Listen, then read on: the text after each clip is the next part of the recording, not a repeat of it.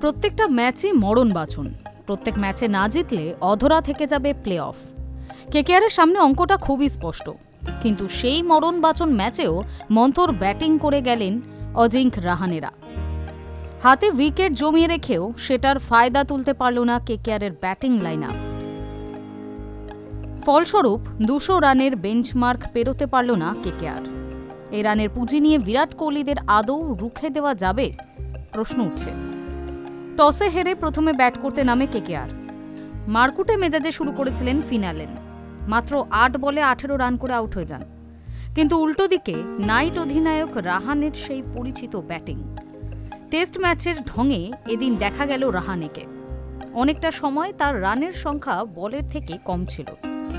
শেষ পর্যন্ত নাইট শিবিরে খানিকটা আশীর্বাদের মতোই আউট হয়ে গেলেন তিনি। 13 বলে রাহানের সংগ্রহ 19 রান।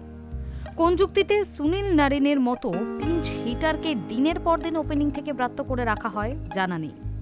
অধিনায়কের দেখানো পথেই এদিন হাঁটলেন ক্যামেরন গ্রিন।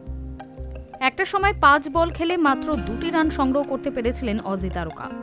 শেষ পর্যন্ত 24 বলে 32 রান করে আউট হয়ে গেলেন।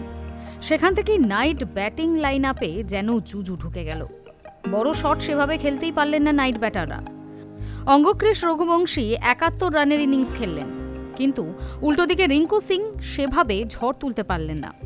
76 রানের পার্টনারশিপ গড়লেন দুজনে, উইকেটও বাঁচালেন, কিন্তু টি-20 ক্রিকেটের গতিতে রান আর উঠল না। স্কোরবোর্ড বলছে শেষ 5 ওভারেই কেকেআর তুলেছে 51 রান। অথচ এই পর্যায়ে 70 থেকে 80 রান উঠছে বর্তমানে টি-20-তে। হাতে উইকেট থাকা সত্ত্বেও কেন রিঙ্কু অঙ্গক্রিশরা আরেকটু ঝুঁকি নিলেন না? একজন উইকেট কামড়ে পড়ে থাকলেও অন্যজনের আগ্রাসী ব্যাটিং করে রানের গতি বাড়ানো উচিত ছিল। 29 বলে 49 রানের ইনিংস রিঙ্কুর ব্যাট থেকে এলো, কিন্তু সেটা কি আদৌ যথেষ্ট?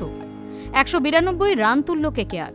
দুরন্ত ফর্মে থাকা আরসিবিকে কি এই রানের মধ্যে বেঁধে ফেলা সম্ভব? হাজারো প্রশ্ন নাইট ভক্তদের মধ্যে। Hi news network.